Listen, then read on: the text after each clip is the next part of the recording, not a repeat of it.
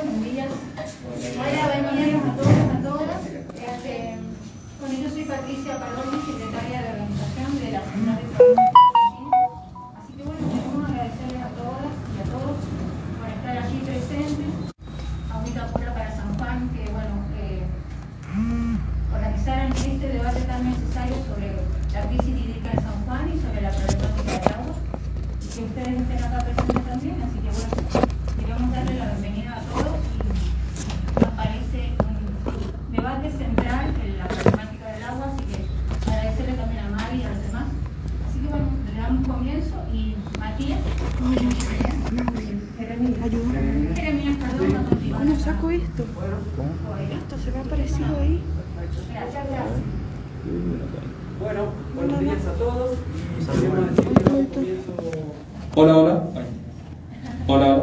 Podríamos decir que damos comienzo formal a la jornada que hemos preparado de Hablemos sobre el agua, una jornada de debate público sobre el agua, donde hemos logrado la participación de personas para nosotros importantes en relación al agua y bueno, y en el contexto político de las elecciones, la presencia de diputados, precandidatos a diputados nacionales, de los que están dispuestos a debatir, ¿verdad? Y dar a conocer sus opiniones. Bueno, desde la Asamblea Agüita Pura para San Juan teníamos la oportunidad y la necesidad de organizar un debate público de precandidatos a diputados nacionales en la provincia, con los objetivos de visibilizar problemáticas actuales en torno al agua en el territorio sanjuanino, profundizar el conocimiento en algunos temas estratégicos, socializando información, y por sobre todo el objetivo de construir una cultura de respeto y convivencia sustentable en el territorio donde vivimos. Frente al avance de una sequía de una magnitud que va a poner en tensión el funcionamiento de los usos actuales del recurso, creemos que es necesario colectar las fuerzas de participación de la comunidad para lograr mejores resultados en la toma de decisiones, avanzar en medidas para resolver contradicciones insalvables y riesgosas, y colaborar para construir una educación ambiental de calidad en todas las escuelas de la provincia. Valoramos la cooperación de los precandidatos a diputados nacionales que asistirán, implicando salir del terreno de las especulaciones electorales, exponer las propuestas reales sin esconder opiniones y argumentando respuestas que todos queremos escuchar. A los sanjuaninos de esta comunidad que se encuentran atravesando una situación de conflicto ligado al agua, los invitamos especialmente a escuchar el debate y ponerse en contacto con la Asamblea Agüita Pura para San Juan. Agradecemos a la CTA Autónoma que nos ha brindado el espacio físico para concretar este evento, que esperemos que sea fructífero. También agradecemos a los medios de comunicación que se han hecho presentes y a todas las personas de a pie que con la voluntad y organización logramos los objetivos que nos proponemos. Bueno, quería explicar un poco la estructura que pensamos desde la Asamblea del evento, y está pensada de la siguiente manera. Desarrollaríamos el evento en dos bloques de intervención diferentes. Un primer bloque con la participación de referentes en el área del conocimiento, en temas estratégicos vinculados al recurso hídrico de la provincia, que ahora paso a presentarlos. Ellos son Ana Paula Forte, doctora en Ciencias Geológicas con especialización en Geomorfología glaciar y periglaciar; Cristian Daniel Villarroel, doctor en Ciencias Geológicas con especialización en Hidrogeología en Ambiente Periglaciar de Montaña; y Maximiliano Batistela, ingeniero agrónomo, investigador del INTA, exdirector de la Estación Agropecuaria INTA San Juan. Les damos la bienvenida y muchas gracias. Sí. Por otro lado, la invitación también estuvo dirigida a miembros o referentes de algunas comunidades que se encuentran de alguna manera atravesando alguna situación de conflicto, dificultad o tensión respecto al agua. Por diferentes motivos, hay varios de ellos que no han podido venir hoy, pero bueno, por suerte contamos con la presencia de Guido Altamira, poblador iglesiano, agricultor y prestador de servicios turísticos, quien está acompañándonos. Oye, compañero de iglesia también. ¿Cómo se llama? Daniel Cascón. Daniel. Hicimos también un emprendimiento turístico en Belén. Y Nani Varela, exactamente. Bien, perfecto, me alegro que hayan podido venir, y valoramos la presencia de esos de lugares que están alejados, digamos, y son los principales escenarios, digamos, de tensión. Luego desarrollaríamos un segundo bloque con la participación de los primeros precandidatos a diputados nacionales por la provincia de San Juan. Los precandidatos que han confirmado la asistencia al debate son Arancibia Marcelo de Consenso Ichigualasto, Jurado Cristian del MST en el Frente de Izquierda Unidad y Nicolás Méndez del Partido Obrero en el Frente de Izquierda Unidad. Temas del debate. Es muy amplio realmente hablar sobre el agua, pero bueno, entre lo que pudimos, digamos, estructurar y las personas que pudimos contactar y las condiciones que se nos dieron, pudimos digamos, llegar a lo más importante que creemos nosotros, o apuntar 3 temas principales que son reserva de aguas estratégicas a cargo de Ana Paula Forte y Cristian Villarruel, agua y agricultura a cargo de Maximiliano Batistela y agua y minería a cargo de Guido Altamira. La dinámica del evento. Disculpen, me voy a dar vuelta el barbijo, pero creo que lo tengo al revés.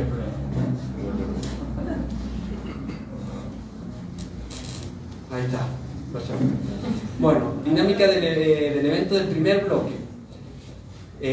Cada integrante de la mesa de intervención del primer bloque tendrá 10 minutos como máximo, una orientación sería, pero es para ponernos unos límites de tiempo, para exponer la temática que conoce, de tal manera que se pueda concluir en propuestas concretas para mejorar y o resolver actuales contradicciones o vulnerabilidades o conflictos en torno al recurso hídrico, su uso, manejo y cuidado. Por último, para los participantes de esta mesa, se propone que dejen por escrito una pregunta concluyente de su intervención para que sea leída en el segundo bloque los precandidatos a diputados nacionales por San Juan, con el objetivo de ser los disparadores de las intervenciones del segundo bloque.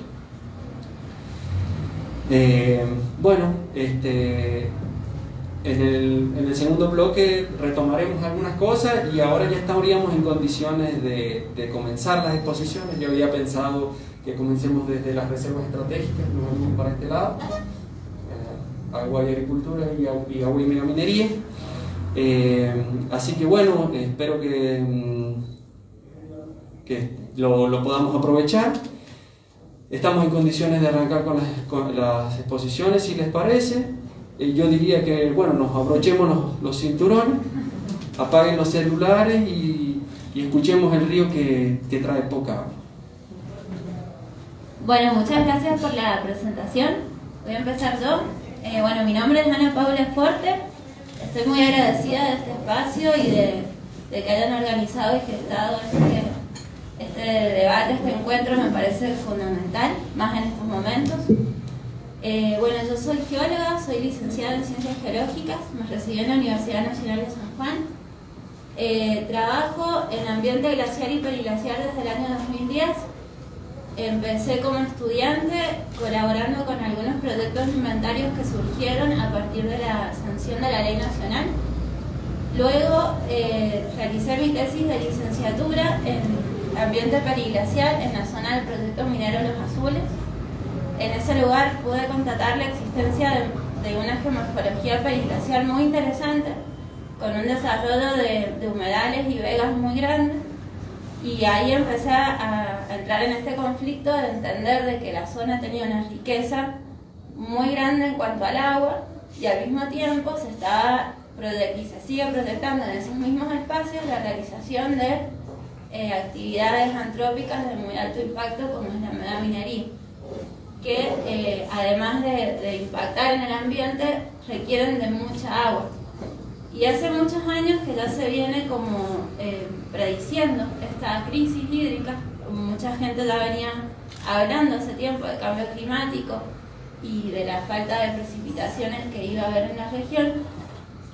Sin embargo, bueno, se continuaron con una proyección de proyectos mineros de a muy gran escala en toda la región, tanto en Calingasta como en Iglesia. Luego yo empecé un doctorado tratando de entender el cambio climático y cómo venía afectando los glaciares, más que nada los glaciares descubiertos, o los glaciares simplemente, que son los cuerpos de hielo descubiertos, los que fácilmente se reconocen. Y me di cuenta que en San Juan, como los glaciares son en general pequeños, tienen una afinidad muy grande con el permafrost y está muy relacionado el ambiente glaciar con el periglaciar. Entonces en mi doctorado terminé trabajando mucho con todo tipo de reservas de hielo, tratando de entender qué formas va tomando el hielo, desde un punto de vista más geomorfológico, que es estudiar como las formas del relieve y los procesos que le dieron origen. En ese camino, en el año 2017, junto acá con mi compañero Cristian y otra colega más, Claudia Tejada, hicimos un trabajo en la zona de Veladero. Siempre habíamos trabajado en regiones donde no habían actividades humanas, entonces sabíamos reconocer la geomorfología periglacial, pero en el caso de Veladero nos encontramos con una situación muy particular, ya que pudimos acceder a imágenes antiguas y pudimos ver cómo era la geomorfología periglacial previa a la mina, y empezamos a hacer un análisis en el tiempo de cómo fue esa evolución, cómo fue cambiando el paisaje, y descubrimos que la zona, a pesar de la actividad humana que nos impactó muchísimo en cuanto a las dimensiones, uno cuando empieza a tomar conciencia del tamaño que tienen estos emprendimientos y la cantidad de material y de agua y de cambios que producen, impacta mucho. Personalmente me impactó mucho, por ejemplo, el tamaño del valle de lixiviación de Veladero, que tiene aproximadamente 340 hectáreas, que comparándolo con la superficie de acá urbanas, tiene el mismo tamaño que Hacha. O sea, el valle de lixiviación de Veladero tiene el mismo tamaño que la ciudad de Hacha. Y bueno, sin contar el open pit, sin contar como otras cosas, y eso es un solo proyecto.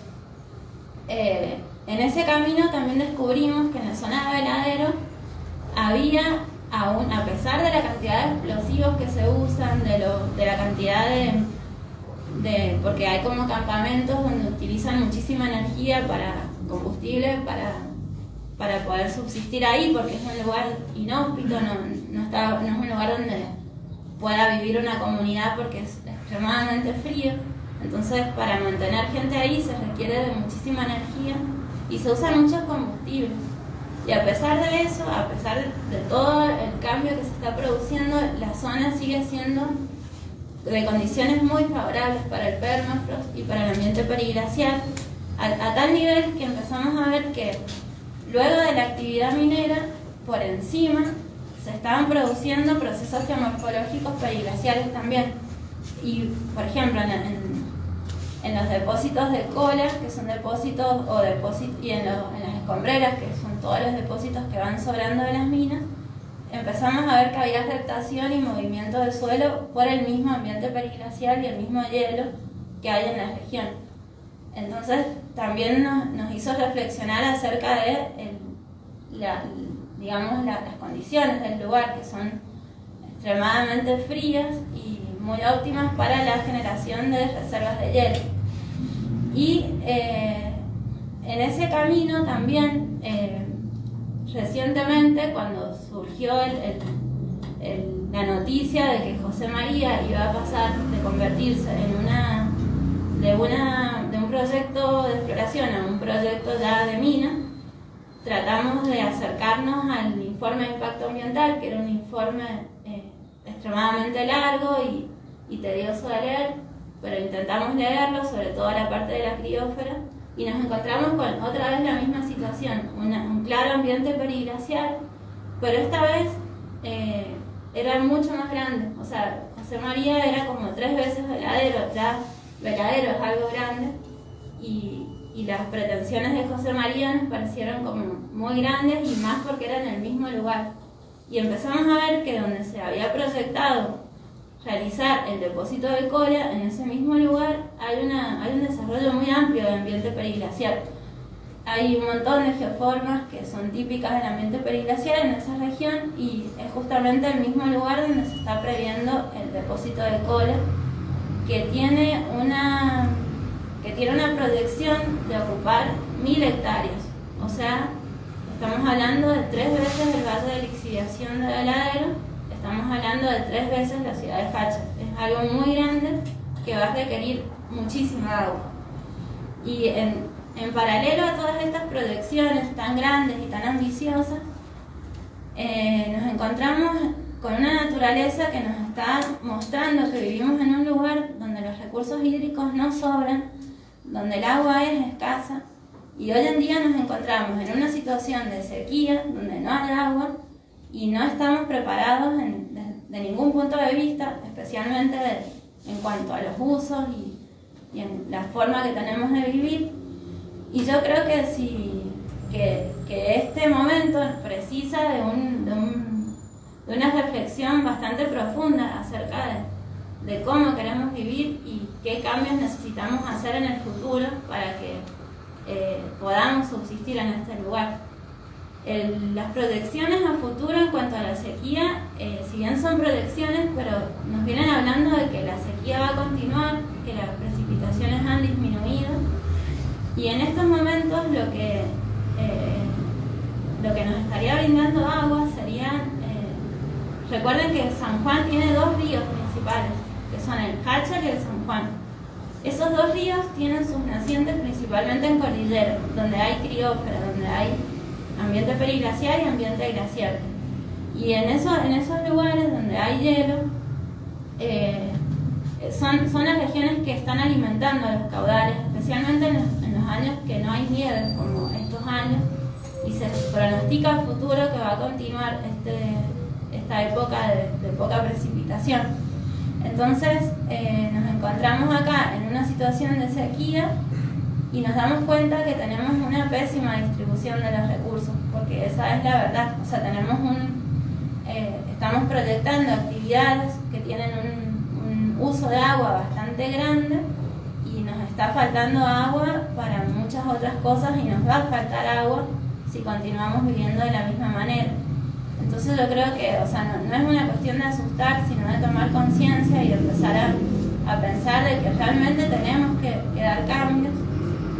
Acá, bueno, seguramente ya el compañero va a contar un poco más acerca de los sistemas de riego, pero no hay planes tampoco de sistemas de riego más eficientes. Estamos consumiendo agua como si no viviéramos en un desierto y no solo a la población común, sino yo por ahí también apelo a la gente que toma decisiones de que tienen que haber campañas de educación ambiental mucho más fuertes. Se tiene que empezar a hablar de esto en todos los espacios y también tenemos que empezar a repensar qué actividades vamos a realizar. Yo hace poquito seguí muy de cerca un debate que se hablaba sobre la ley de etiquetados de los alimentos, donde se le pedía a la población, o sea, simplemente se pide que se nos diga qué estamos comiendo, claramente, con un mensaje claro. Yo creo que lo mismo tenemos que pedir con el agua, que claramente se diga qué huella hídrica tiene cada uno de los materiales o las actividades que se van a realizar. La huella hídrica es la cantidad de agua que se usa para tener cierta actividad o cierto material. Entonces es como importante también apelar al conocimiento del consumo en general de agua. Yo, como propuesta, diría que en primer lugar tenemos que respetar y cuidar las leyes que ya tenemos en nuestro país. Tiene legislaciones, tiene leyes de residuos peligrosos para cuidar el agua, para no contaminarla, y también tenemos leyes como la ley de presupuestos mínimos para la protección de glaciares, de ambiente periglacial, que es una ley muy proteccionista que está pensada a largo plazo y tenemos que hacerla valer, la tenemos que respetar y también la tenemos que cuidar, porque esa ley va a estar y se va a poner en conflicto y está en conflicto con estas actividades que se vienen proyectando. También que se promuevan leyes de cuidado ambiental como la ley de humedales o leyes que promuevan la conservación del ambiente, y también trabajar en regular la distribución de agua. Hoy en día San Juan tiene barrios que no tienen agua, hay personas que no tienen acceso al agua y de pronto estamos promoviendo actividades con una huella hídrica altísima como la megaminería en la misma región. Entonces eso hay que también repensarlo. Y bueno, y por último, para cerrar, yo creo que San Juan también carece de un ordenamiento territorial claro, donde se identifiquen sitios que sean realmente vulnerables, como las nacientes de los ríos. En las nacientes de los ríos, que son los que van a nutrir todas las regiones que están abajo, no podemos hacer actividades que sean potencialmente peligrosas. Lo mismo pasa en Jáchar con Huachi. El acuífero de Huachi es un acuífero que le da vida a toda esa región. No podemos estar pensando en ponerlo en riesgo, porque tenemos que empezar a entender que en el desierto lo que tiene más valor es justamente el agua. Así que yo creo que, bueno, para los posibles legisladores, creo que eso sería como mi consejo y mi pedido, que hagan historia y cuiden lo más importante que tiene este lugar, que es el agua. Eso. Gracias. Gracias.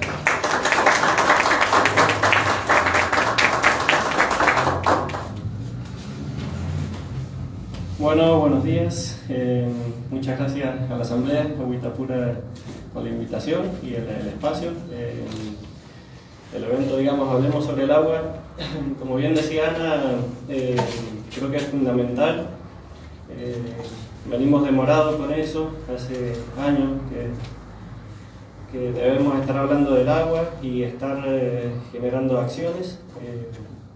Porque bueno, ahora con esta crisis hídrica que un poco estaba anunciada y con los problemas que se nos plantean, queremos dar respuesta y muchas veces no podemos, porque digamos, ¿qué conocemos sobre el agua y cómo manejar esta situación? Bueno, si conocemos poco, difícilmente podamos manejar o podamos gestionar. Entonces, de ahí arrancamos. Considerando la provincia de San Juan, digamos, como cuenca hídrica, a mí siempre me gusta que está el concepto de cuenca hídrica, porque la cuenca es donde nos movemos, tenemos nuestras actividades y donde está la vida. Entonces, nuestra unidad de análisis siempre tiene que ser la cuenca hídrica y nuestra unidad de gestión también la cuenca hídrica. Y la provincia de San Juan, por su ubicación geográfica, nos marca que nuestra cuenca hídrica tiene su alimentación de agua en la cordillera. Todo el agua que ingresa a nuestra cuenca se genera en cordillera. Y ahí es donde tenemos el ambiente periglacial, que bien mencionaba Ana, con nuestras reservas y nuestros recursos de agua, dos conceptos fundamentales. O sea, el ambiente periglacial almacena agua a largo plazo, que son reservas, y al mismo tiempo el ambiente periglacial actúa como un recurso, o sea, año a año, estacionalmente, se va liberando agua que ingresa en ese mismo ciclo. Pero bueno, ¿cómo podemos conocer o gestionar el agua si no conocemos en detalle qué es lo que pasa en el ambiente periglacial? Que es un poquito lo que nosotros trabajamos en investigación. Yo, bueno, tengo la voz un poco cortada de resfriada, porque justamente venimos del fin de semana a estar en Cordillera de Iglesia, que hemos ido a hacer un muestreo de nieve para justamente profundizar un poco más de cuáles son los procesos que están actuando y cómo viene el agua del ambiente periglacial. Cuando hemos tenido la tradición de pensar, bueno, nieva en cordillera, ese es el caudal que tenemos en los ríos.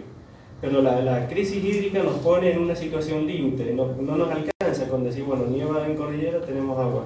Necesitamos conocer más detalle, porque los cambios pronosticados, o sea, los aumentos de temperatura, que si bien son modelos y se pueden cumplir con exactitud o tener un margen de error, si esos aumentos de temperatura se van a generar o se van a producir en el futuro, vamos a tener una situación que nos va a estar cambiando nuestra cantidad de agua y nuestra calidad de agua en la zona de valle, donde estamos todos. Entonces necesitamos conocer qué está pasando en ese ambiente periglacial. No es simplemente nieva y después abajo en el valle tengo agua, no.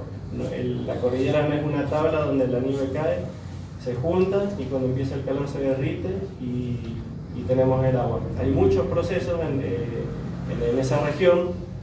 El ambiente periglacial es fundamental porque por un lado hay parte que la va a tomar y la va a liberar en algún momento, por otro lado hay parte que la toma y la libera con los primeros calores, y así. Nosotros hemos estado midiendo en Cordillera de Calingasta algunos pequeños picos de caudales que no responden a la fusión nival, sino que responden aparte del hielo subterráneo que tenemos almacenado en capa activa de ambiente periglacial. Y un piquito de caudal, por más que sea de menor magnitud que el pico que corresponde a la fusión nival, como decía bien Ana Paula, en una región de escasez hídrica, cualquier gotita de agua que tengamos es importantísima. O sea, nuestro problema es la falta de agua, entonces tenemos que focalizar en todos los puntos donde nos esté faltando ese conocimiento. Por lo cual, bueno, yo creo que arrancamos desde un punto donde necesitamos conocer, estudiar, investigar más qué es lo que está pasando en el ambiente periglacial, y eso nos va a dar las herramientas para una gestión territorial. O sea, cordillera, alta cordillera, ambiente periglacial significa agua superficial y también recarga de agua subterránea. Hoy en día, ante la crisis hídrica, se están haciendo muchas perforaciones, se está acudiendo mucho al agua subterránea, pero también de una forma desordenada, porque no es solamente hacer una perforación, bombear agua. Si ese mismo sistema acuífero no sabemos cuál es su recarga y cuál es su recarga anual, para ver cuántos caudales de agua podemos extraer, vamos a estar generando de acá a unos años, van a aparecer problemas de que los vecinos se van a pelear entre sí, porque se les van a empezar a secar los pozos, van a quedar las bombas colgadas, y después uno se pregunta a los 3, 4 años, che, ¿por qué se secó el pozo? Y bueno, porque estamos sacando agua sin conocer en cuánta agua entra ese sistema año a año. Y la fuente de agua nuestras en cordillera justamente recargan las cuencas hídricas superficiales y las cuencas hídricas subterráneas. Así que bueno, yo creo que también, bueno, remarcar un poquito lo que dijo Ana, profundizar en los inventarios, si bien están hechos, pero son solamente el piso, porque hay muchos reservas de agua que han quedado afuera y muchas que actúan como reguladores hídricos que han quedado afuera. Entonces tenemos que actualizar esos inventarios, los tenemos que completar, es fundamental. Y a partir de ahí, bueno, como propuesta o como pregunta a los precandidatos, más que una pregunta es una propuesta. O sea, necesitamos monitorear la situación en cordillera y ver qué es lo que pasa aguas abajo en los valles con respecto al agua. O sea, necesitamos entender el origen de ese agua para poder pronosticar o gestionar a futuro nuestra vida acá en San Juan. Eso nada más.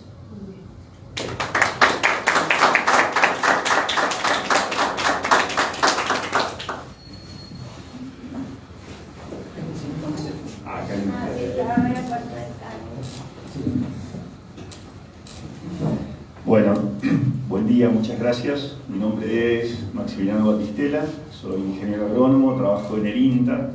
Quiero pedir disculpas porque no soy un especialista en riego ni en gestión del riego. De hecho, me dedico a la viticultura en el INTA, pero sí cumplí una función hasta marzo de este año, que es ser director del instituto en la provincia de San Juan. Eso me permitió, en cierta manera, tener una mirada más integral de las problemáticas a nivel territorial, y ya sobre el final de mi gestión se avisoraba fuertemente la crisis hídrica estructural que estamos viviendo, y por lo tanto, como INTA, si bien tuvo siempre un fuerte rol en lo que tiene que ver con el uso del agua en la agricultura, pudimos incorporar en el último tiempo otras miradas y otros paradigmas en la gestión del agua. Así que bueno, un poco desde esa experiencia es de donde les hablo hoy. A mí me sirvió, y lo utilizo generalmente cada vez que planteamos esta problemática, necesitar dimensionar la crisis, qué es lo que está pasando. Y aunque parezca un absurdo, decir que vivimos en un desierto para muchos sanjuaninos es una sorpresa. No, como dijo acá la colega, no vivimos como si viviésemos en un desierto. No tenemos naturalizado el acceso al agua en abundancia, y para tener una idea, el 100% de los sanjuaninos, o el 99,9% de los sanjuaninos, vive en un oasis irrigado. Esos oasis irrigados representan menos del 3% de la superficie de la provincia. Ahí nos damos cuenta geográficamente cuál es la situación estructural en la que vivimos con respecto al agua. Segundo, sin la gestión del recurso hídrico sería inviable la vida tal como la conocemos ahora. Y poder llegar a lo que tenemos, a estos oasis irrigados, significó a lo largo de la historia no muy lejana, sino reciente, los últimos 100, 150 años, un sacrificio ambiental gigantesco. Acá apenas llegaron los conquistadores, utilizaron la infraestructura previa de las comunidades, las culturas originarias, y después empezaron a aplicar otras tecnologías para incorporar más superficie al cultivo. Eso fue a expensas de que el agua no siga su curso, y a 100 años de haber fijado un paradigma en la gestión del agua, un paradigma que definía para qué se usaba el agua y de qué forma se usaba el agua, combinado con una tendencia a una baja en los escurrimientos registrado desde los últimos 100 años, o sea, tenemos una sequía estructural, no al agua. La fuente que hablaban recién los colegas, que es la única fuente que tenemos los sanjuaninos de agua, que es la cordillera, los registros indican que cada vez la tendencia es a menores precipitaciones. También ellos comentaron de que esa agua es la única fuente superficial y subterránea, de agua subterránea que tenemos también. Bien, como les decía, hace un poco más de 100 años se definió como cultura hegemónica que terminó dominando el territorio para qué se usaba el agua y cómo se usaba el agua. Y eso es lo que hoy está en crisis, más que la falta de agua. Estamos viviendo una crisis socioambiental, ¿sí? Que hay un efecto de cambio climático, no hay duda. Que puede haber otros factores que involucren a los ciclos de precipitaciones, tampoco hay duda con respecto a los ciclos solares y demás, pero que hay una crisis hídrica estructural, de eso tampoco hay duda. Entonces empezamos a evaluar en qué usamos el agua, para qué se decidió usar el agua. Y bueno, decidimos usar el agua en su gran mayoría para la agricultura.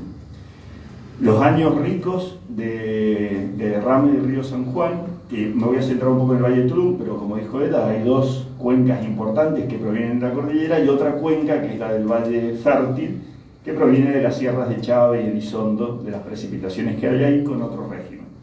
Pero bueno, el 90% de los sanjuaninos o un poco más vivimos en esas dos cuencas, la de Jáchal y la del San Juan. Los años ricos, el 90% del recurso hídrico se destina a la agricultura. Y los años de crisis como estos, el 70% del recurso hídrico se destina a la agricultura. Sin embargo, cuando empezamos a analizar la lógica de gestión que tenemos del agua para agricultura, nos encontramos que del 100% del agua desembalsada para riego, los cultivos utilizarían no más del 30%. O sea, si hoy el 70% del agua lo estamos usando para la agricultura y de eso solo el 30% ocupan los cultivos, quiere decir que hoy, en plena crisis hídrica, estamos derrochando el 50% del caudal del río San Juan. ¿Y por qué pasa eso? Hay diferentes factores, pero tampoco son tan difíciles de entender, digamos. La lógica inicial de expansión de la frontera agrícola bajo riego definió primero que el agua iba a ser inherente a la tierra, ¿sí? De esa manera el valor de la tierra se modificó sustancialmente entre los que tienen derecho y los que no tienen derecho al agua. Por supuesto, el sector y digamos, el poder económico en ese entonces estaba en la agricultura principalmente. Fijar el derecho del agua a la tierra no es inocente, digamos, en cuanto a la propiedad del agua y, entre comillas, y muy entre comillas, pero es un defecto cultural, considerar que también es la propiedad del agua, y no es así. Es importante aclarar, y por eso el problema de la crisis no es exclusivo de los agricultores, es de absolutamente todos los sanjuaninos, de que el agua pertenece a todos los sanjuaninos y se concesiona a través del Estado provincial y de las instituciones que todos conocemos, se concesiona a diferentes actividades, entre ellas la agricultura. ¿Cuál era la definición, el paradigma en el cual estamos puestos ahora y que está en crisis? Que se gestiona desde la oferta. Llueven 100 o nieva 100, se distribuyen 100. Nievan o derraman el río 50, se distribuyen 50, en forma igualitaria a toda esa superficie con derecho de riego. Eso trae algunos problemas porque tiene poca flexibilidad. Por ejemplo, un agricultor que tiene un viñedo le llegaría agua, pero alguien que no tiene nada cultivado, por la razón que sea, también le llegaría agua. Esa persona puede utilizar o no el agua, porque está en su derecho de hacerlo, y puede hacer que el agua ingrese a un potrero salino, como para que se vaya lavando, o dejar que siga el cauce hacia el desagüe al final del río. Ese es uno de los problemas que tenemos, ¿sí? Estamos utilizando agua de excelente calidad, no necesariamente para regar cultivos, y todo el agua que no sea utilizada para riego de cultivos, o sea, ese 70%, no es que infiltra automáticamente al acuífero manteniendo su calidad. O sea, lo que hacemos es, cada vez que regamos, es perder la calidad inicial del agua de riego, y ya sea en la freática o en la profundidad en la cual infiltre, seguramente va a ser agua de peor calidad de la que utilizamos originalmente. Por otro lado, hay lugares específicos de recarga del acuífero, ¿sí? Si no se recargan por ahí, generalmente es el lecho del río San Juan, alrededor del puente de Albardón y en toda la cuenca, donde ahora se han realizado diques a lo largo de la historia y que también impactan en el acuífero en cuanto a las posibilidades de recarga, lo que hacemos es contaminar agua. El 50% del agua del río San Juan está siendo desperdiciada y no la estamos utilizando hoy. Otro de los problemas es la infraestructura de distribución del agua. Hoy todavía tenemos una tecnología de 100 años en la distribución del agua en todos los oasis de la provincia. Y finalmente tenemos un problema a nivel dentro de las parcelas de la falta de tecnologías de riego, ¿sí? Un riego tradicional, por gravedad, como el 70%, se riega el 70% de los cultivos en San Juan, tiene una eficiencia promedio del 40 al 50% con suerte, ¿sí? Entonces, la sumatoria de todas las ineficiencias entre la lógica de distribución igualitaria e inflexible, problemas de infraestructura para que llegue el agua desde el repartidor San Emiliano hasta las fincas y el riego dentro de las fincas, hacen que la eficiencia agregada del agua para riego sea probablemente inferior al 30%. Entonces ahí estamos en un problema realmente serio. Lo bueno de todo eso es que depende pura y exclusivamente de nosotros. A mí a veces me preocupa cuando hacemos tanto hincapié en las posibilidades de que vaya a nevar y en los pronósticos y empezamos a transformar en sacerdotes a los científicos que pronostican las precipitaciones nívedas, porque tenemos una fuerte expectativa en aumentar la oferta de agua y no tenemos una lógica, que es el gran cambio de paradigma que se viene y que la naturaleza nos va a obligar a afrontar, que es distribuir el agua de acuerdo a la demanda real que hay. La tecnología para poder hacer eso existe, y las principales limitantes para no hacerlo son del tipo culturales y políticas. No hay limitantes tecnológicas. El problema de la crisis hídrica en San Juan es político, no es técnico, no es natural. Tenemos muchísimo margen de mejora, y es un debate que los sanjuaninos deben afrontar. Porque si yo tengo un pequeño comercio en el departamento de Positos, voy a estar afectado por la crisis hídrica. Porque si el impacto de no hacer nada ante la crisis significa la pérdida de cultivos, mis vecinos no van a tener dónde trabajar y mis vecinos no van a consumir en el mercadito que yo tengo en el barrio, en la Rinconada. Entonces, si no comprendemos esa lógica, la crisis va a ser mucho más grave de lo que es, ¿sí? Por eso insisto de que la problemática es más política que técnica. Finalmente, hay, desde mi punto de vista, cuestiones que hay que abordar que van a tener impacto a corto, mediano y largo plazo. Pero hay que abordarlas ahora para que tengan impacto al corto, mediano y largo plazo.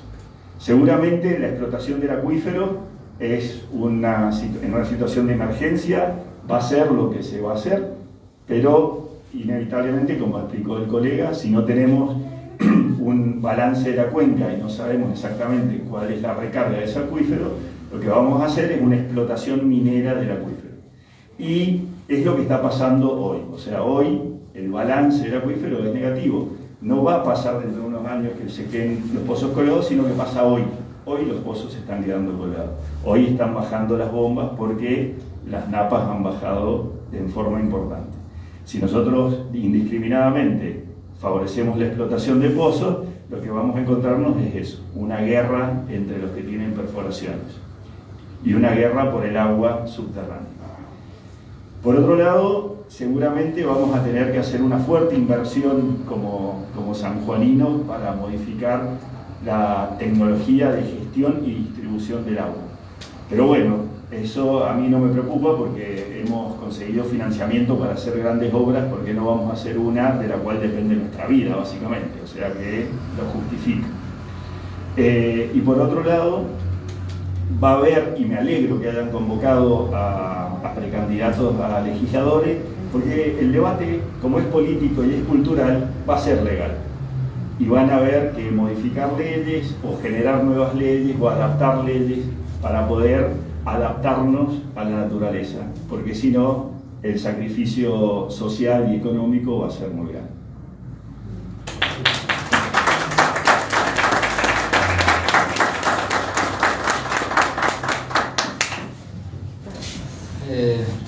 Ha sido, bueno, me presento antes que nada, mi nombre es Diego Altamira, yo vivo en iglesia hace 16 años ya, y a los pocos días de vivir ahí ya me encontré con los primeros problemas con el agua de riego. El primer día me encontré con el problema de que donde fui a vivir no tenía agua potable, así que tomaba agua de la sequía. Y ahora ha sido muy interesante escucharlos porque uno va tomando otra dimensión de la problemática más allá de la experiencia que uno tiene. Considero, como acaba de decir Maximiliano, que el problema es político, entonces hay que enfrentarlo por ahí, porque el recurso hídrico todavía está. Si bien hay una crisis que se viene previendo desde hace varios años, si bien no hemos cambiado las actitudes en cuanto al consumo, ya bien sea para el consumo humano como para el consumo agrícola, pero lo que está pasando en la iglesia particularmente, y es lo que vengo yo a expresar acá, es un problema de competencia entre actividades. Acá lo que está haciendo la mega minería con la complicidad del gobierno es desplazando las actividades tradicionales de la iglesia. Y lo he venido, digamos, experimentando. ¿Por qué? El Departamento de Hidráulica es un organismo público-privado donde las juntas de riego toman decisiones de a quién se le concede el agua o no. La agricultura, según el Código de Aguas de San Juan, está en prioridad de uso el número 6 y el número 5 está la minería, ¿sí?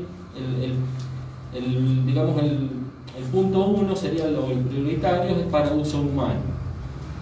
Entonces, con ese criterio se rigen las juntas de riego para otorgar concesiones.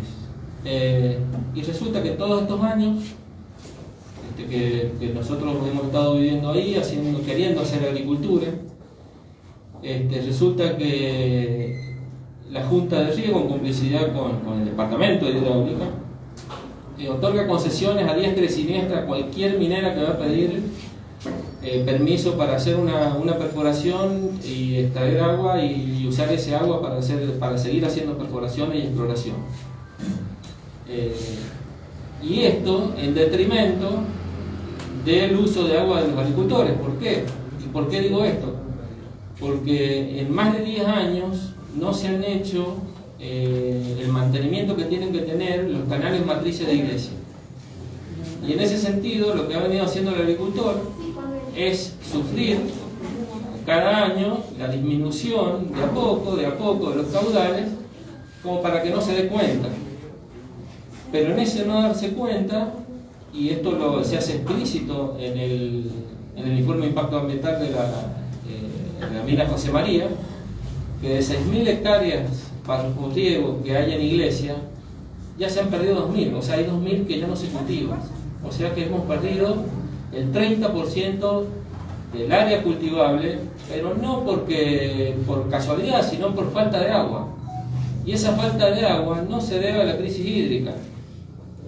El año pasado, con un director que hubo de agricultura, que hubo en la iglesia, Roberto Resta, se midieron todas las cabeceras de esos canales matrices, y resulta que se llegó a la conclusión que la disponibilidad del 100% del agua disponible en iglesia para riego, estamos ocupando apenas el 10% para riego. ¿Por qué no llega más al agricultor? Porque los canales no están en condiciones. Más de 10 años sin mantenimiento. Entonces, y voy a citar un ejemplo, que es el que a mí me toca, el canal de Chita, que nace en la quebrada de Chita, que es un canal que tiene 24 kilómetros, se hizo en la década del 60, es un canal empedrado. Ese canal, a la entrada de lo que sería, o antes de la captación, que se hace la captación superficial, que se hace del agua, para conducirla por el canal, tenemos 250 litros por segundo. Y resulta que a la primera compuerta, 24 kilómetros después, están llegando entre 70 y 80 litros por segundo. O sea, prácticamente el 30% está llegando en ese caso. Obviamente que la medición puede haber estado sujeta a muchos tipos de errores de medición, u otros, por ejemplo, que tienen que ver con la hora del día que se toma o sea, con la metodología de la medición, ¿está? Pero eso nos dio un parámetro, al haber medido todos los canales, de que apenas estábamos ocupando el 10% del agua. Entonces dijimos, pero ¿cómo es el tema casi hidráulica? Tiene un presupuesto anual para limpiar esos canales, no se limpian. Entonces nosotros empezamos a entender que hay una acción manifiesta del gobierno con las empresas, de que el agricultor no entre en competencia con la minería y abandone la actividad. ¿Y abandone la actividad para qué? Para ellos también decir, los agricultores, hay muchos agricultores que les ha pasado esto, especialmente en la zona sur, que es la zona sur de iglesia, la mayor producción agrícola, en la que los agricultores han dicho, o sea, yo me voy a trabajar a la mina. O sea, hoy tienen la posibilidad de ganar más, a lo mejor, en vez de manejar un tractor en la finca, está conduciendo fuera de ruta en Veladero, con José María. Entonces, lo están obligando, están expulsando al agricultor de su territorio. Y lo mismo están haciendo con la actividad turística. Y esto nos lleva a pensar, no a pensar, sino a concluir lo que tanto se habla, que somos un pueblo sacrificable. Y eso es lo que están haciendo principalmente con los pueblos con todos los pueblos de iglesia. O sea, primero los están desculturizando y cerrándoles la canilla del agua, obligando a que toda esa gente se desplace y vea como única salida económica trabajar en la minería. Aparte de eso, de esa desculturización que están sufriendo, hay un adoctrinamiento terrible, porque son pocos los medios de comunicación que hay en la iglesia y permanentemente están padeciendo la propaganda de que la única salida en iglesia es la minería. Y, como les decía, esto en detrimento de las actividades tradicionales, que Iglesia tiene 2000 años de tradición agrícola, y eso en general del inconsciente colectivo del poblador de Iglesia, el que tiene más arraigo, no se va, pero está obligado por la situación a tener que abandonar los campos, y al menos uno integrante de la familia está trabajando en minería. Entonces eso es una competencia para nosotros muy desleal, y vemos como justamente como que es el propio gobierno cómplice de esto con los mineros. A nosotros nos están dejando sin agua a propósito, o sea, hay una acción manifiesta. Y si nosotros, o los que han leído el informe de impacto ambiental de José María, en la parte social y cultural, habrán leído que Iglesia, aparte de ser el mayor, digamos, o producir el mayor aporte de ingresos a la provincia en relación a sus exportaciones, pero es el departamento que tiene más pobreza, es el departamento con mayor índice de pobreza crónica, es el mayor índice en la provincia de hacinamiento. Se están dando una serie de índices que nos están mostrando justamente esto, que lo que quieren hacer es desplazar y sacrificar a estos pueblos, digamos, que tienen tantas riquezas. Entonces ahí yo me pregunto, o lo que uno ha leído, San Guillermo es la primera reserva de biosfera del país, y se establece como reserva de biosfera justamente para demostrar, o la UNESCO sugiere o propone que las reservas de biosfera sean espacios para la experimentación de modelos de desarrollo sustentable. Entonces yo, con estos índices que acabo de expresarles y que todos pueden ver en el informe de impacto ambiental, ¿dónde está la sustentabilidad? Porque nosotros, cuando analizamos la sustentabilidad, hay que hacerlo sobre 4 ejes. O sea, sobre el económico, está bien, las mineras dan trabajo. Sobre lo sociocultural, que acabo de expresarle, que todos los índices son negativos. Sobre lo ambiental, que ya tenemos experiencia de lo que ha pasado con el llame de Veladero y con lo que va a seguir pasando, porque hoy José María, como ya expresaba, son 1000 hectáreas que van a impactar sobre territorio, digamos, donde hay territorio periglacial, pero no más allá de eso, hay vegas de altura que son especialmente recomendadas por la UNESCO para conservar. La Unión Internacional para la Conservación de la Naturaleza está diciendo que el material vegetal que hay en esas vegas y que va a ser desterrado de por vida, o sea, a posteridad, vamos a estar perdiendo ambiente, o sea, ambiente que es protegido por organismos internacionales. O sea que ya estamos afectando, o sea, tenemos lo económico muy bueno, pero lo sociocultural tenemos índices negativos, en lo ambiental tenemos índices negativos, y luego en lo administrativo, a nivel gubernamental, también tenemos índices negativos, porque en mi iglesia particularmente se están robando toda la plata de la regalía, se la roban. O sea, hoy Iglesia, para este año, tiene un presupuesto de ingreso por regalía de más de 1.500 millones de pesos, y la coparticipación a nivel provincial del municipio de Iglesia son 320 millones de pesos. O sea, estamos hablando de 5 veces más lo que recibe por coparticipación. Sí, Nani. Sí, ¿cuántos habitantes tiene Iglesia? Habitantes de Iglesia, según el censo del 2010, hay 9.000 habitantes, pero en ese censo se consideran casi cerca de 2.000 personas que se censaron en Veladero, por lo que dio en Iglesia el mayor índice de masculinidad en toda la Argentina, ¿sí? O sea que es engañoso ese título, ese número de 9.000 habitantes, y en realidad somos 7.000. De esos 7.000 habitantes hay el 25% pobreza, el 30% trabaja, vive del Estado. Apenas 500 personas de Iglesia trabajan en la mina Veladero. Y José María está proponiendo en su propio informe de impacto ambiental que solamente le daría trabajo a 300 personas en la Iglesia. Y tareas, digamos, menores. ¿Por qué? Porque en la Iglesia no vas a encontrar un ingeniero en mina, un ingeniero químico, un técnico industrial. No hay trabajo calificado. Entonces esto que nos siguen proponiendo el gobierno provincial con esta política de Estado, que es enclavar la minería en esta área de usos múltiples que tenemos en la reserva biosfera, en realidad nos está destruyendo y están usando como carne de cañón a toda la población de Iglesia.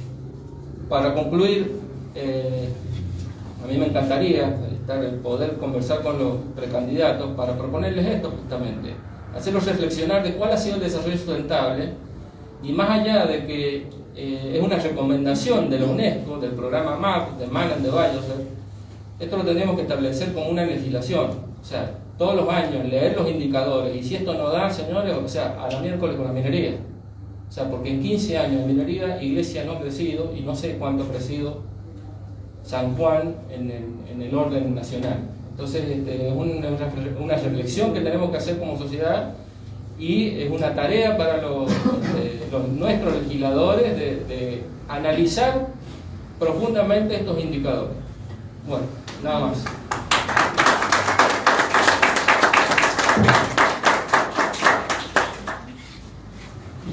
Muchas gracias. Vamos a hacer un intervalo de 5 minutos. Vamos a colectar las preguntas para los precandidatos, que van a ser los disparadores del segundo bloque. Y quería hacer un último un resumen de esto, que peor que la crisis hídrica es la gestión de hidráulica en Iglesia. Es mucho peor que la crisis hídrica. Bien, bueno, continúo con esa propuesta de hacer un intervalo de 5 minutos. Vamos a colectar las preguntas disparadores del segundo bloque para los precandidatos, y bueno, vamos a ir preparando las cositas y la mesa para hacer el enroque de participantes. Muchas gracias a todos, espero que haya sido útil para todos. Muchas gracias por la presentación. Muchas gracias por la invitación.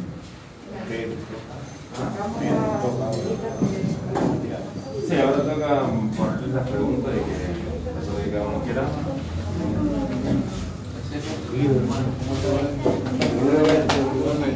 ¿Cómo andás vos? Aquí estamos. Hermano, ¿cómo estamos?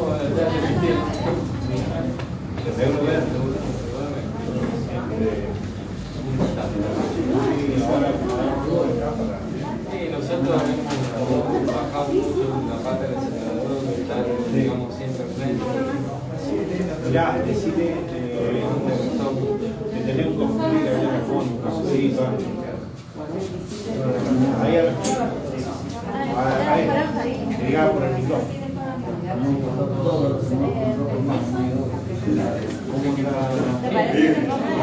Y el agua de la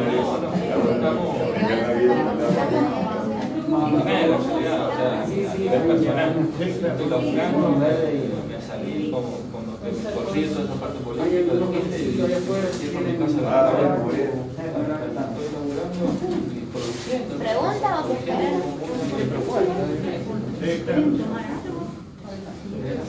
Sí. Ah, de un.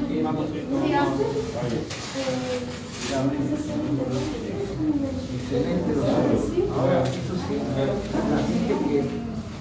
para ver si armamos lo de coordinador. En caso de las familias, por ejemplo, Chiquito, allá tenés. Sí, venga, vamos.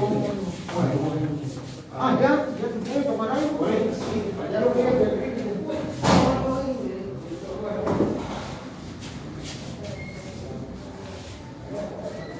Pues se vuelve a dejar. Vamos a finalizar y después vuelvo a...